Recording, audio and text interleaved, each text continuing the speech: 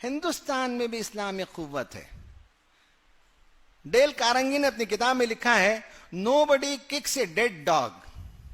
एक पूरा चैप्टर है, nobody kicks a dead dog. मरा हुआ कुत्ते कोई लात मारता?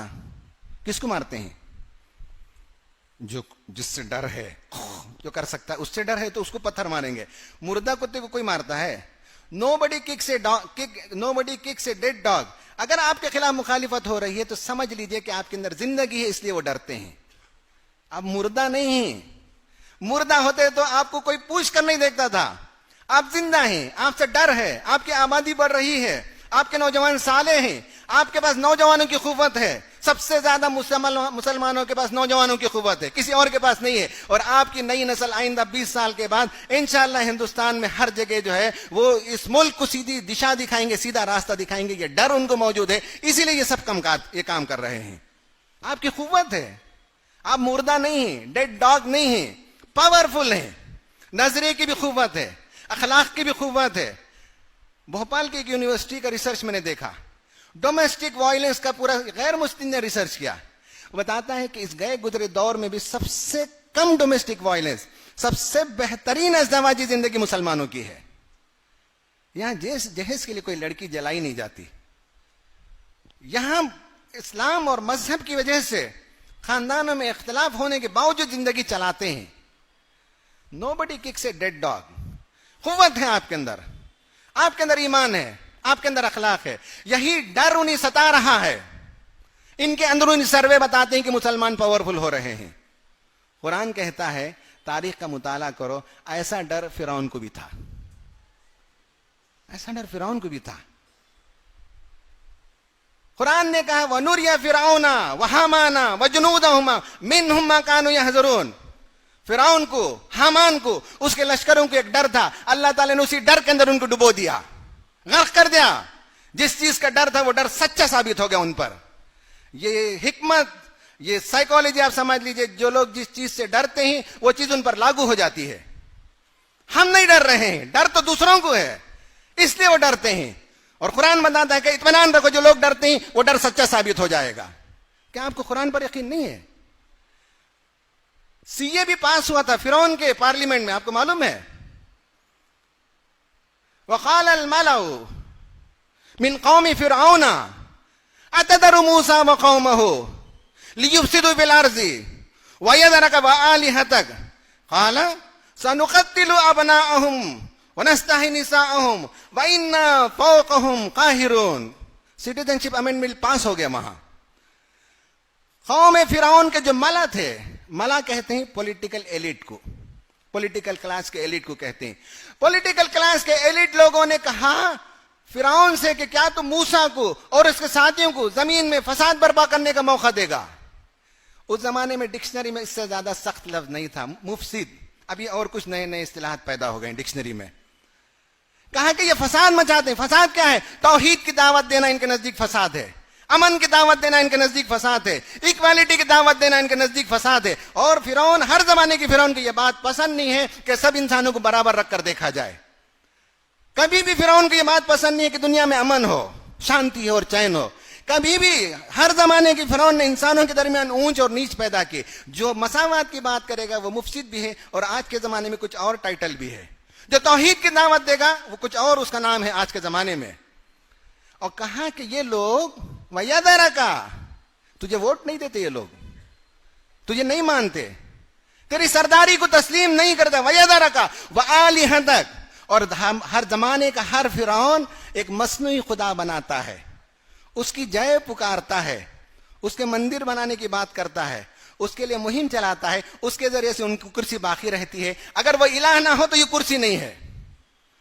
फिरौन के दरबारियों ने कहा, ना तुझे मानते हैं ना तेरे इलाह को मानते हैं, न तेरी हुकूमत को, न तेरे रवैये को, तेरे किरदार को तस्लीम करते हैं। और जो बनावटी खुदा और जिसका एक पूरा हंगामा, एक पूरी तहरीक चला कर रखता है फिरौन, कहा कि उसको भी नहीं मानते ये लोग। ये प्रॉब्लम है इनका।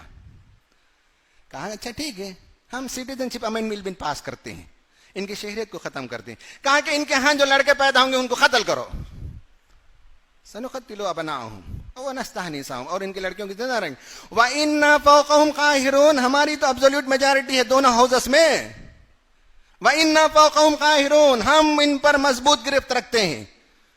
ये प्रॉब्लम हुआ, घबरा गए लोग। हजरत मूसा अलैहिस्सलाम ने एक पब्लिक एड्रेस में जमा किया लोगों को, सब जमा हो गए, खड़े होकर आपने तकरीर की।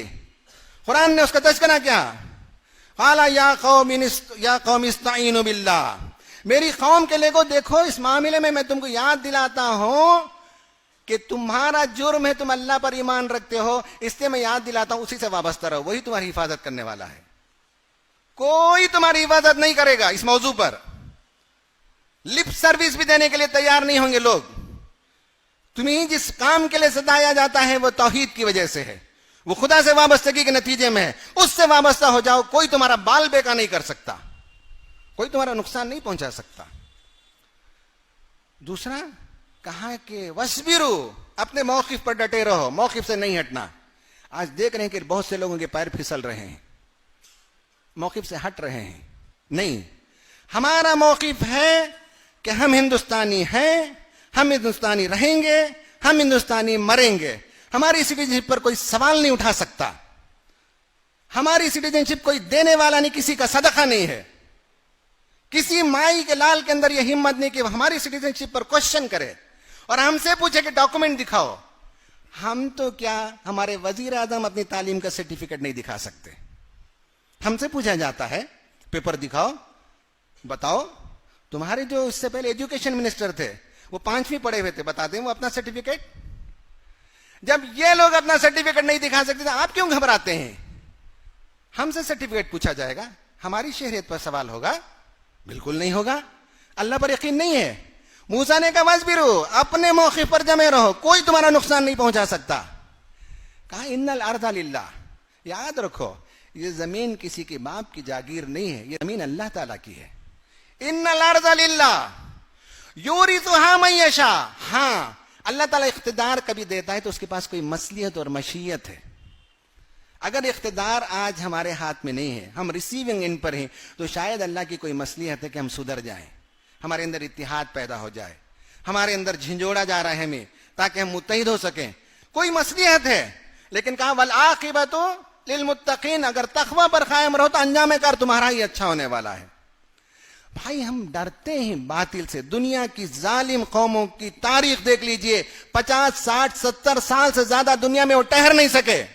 आपने तो 800 साल हुकूमत की, आपने तो दुनिया में 1200 बरस तक हुकूमत की। रशिया को देख लीजिए, जुल्म के बलबोते पर आया, अपनी मौत आप मर गया 70 साल के अंदर। हिटलर को देखिए कि वो किस तरह से जुल्म के जरिए से इख्तिदार पर आया और अपनी मौत आप मरा, खुदकुशी कर गया। जापान को देखिए कि किस तरह से जालिमाना रवैया इख्तियार किया और उस पर हिरोशिमा और नागासाकी में जब बमबारी हुई तो उसके बाद उसकी पूरी काया पलट गई, उसकी पूरी जिंदगी बदल गई। आप तारीख उठाकर देख लीजिए, जिन लोगों ने जुल्म की बुनियाद पर हुकूमतें की, जिन्होंने जुल्म को रवा रखा, 50, 60, 70 साल से ज्यादा जिंदा नहीं रह सके लोग। कुरान कहता है वमथलु कलिमतिन खबीसतिन कशजरति खबीसतिन इज्तुस्सत मिनल अर्दि मा लहा मिन करार।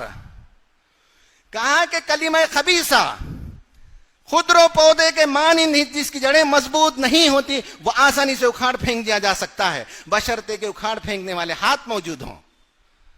कुरान पर यकीन नहीं हमको।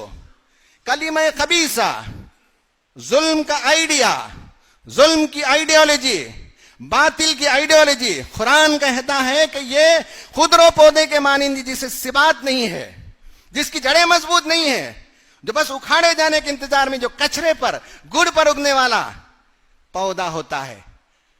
ये सब कचरा है जो दुनिया के सामने फेंका जा रहा है। ये सब गिलाजत है, ये सब सड़ांड है जो फेंका जा रहा है, नफरत की बू फैलाई जा रही है। आप समझते हैं कि इससे कायनात के अंदर कोई फलाह और बहबूदी का काम होगा और अल्लाह ताला की सुन्नत में इनको करार मिलेगा? नहीं मिलता है। कुरान कहता नहीं हो सकता इसको। कलिमा तय्यबा जो अल्लाह ताला का कलिमा है, उसकी बुनियाद पर काम करो तो उसी को सिबात है। अलम तरा कैफा ज़रबल्लाहु मसलन कलिमतन तय्यबतन कशजरतिन तय्यबा अस्लुहा साबितुन व फरुहा फिस समा। मोमिन की मिसाल ये है, उसकी जड़ें मजबूत है, उसका ईमान, उसका अकीदा, उसकी फिलॉसफी, उसका आइडिया, उसका विजन, एवरीथिंग क्लियर है और समाज के लिए मुफीद है, फैलाया हुआ है अपने दरख्त के शाखों को।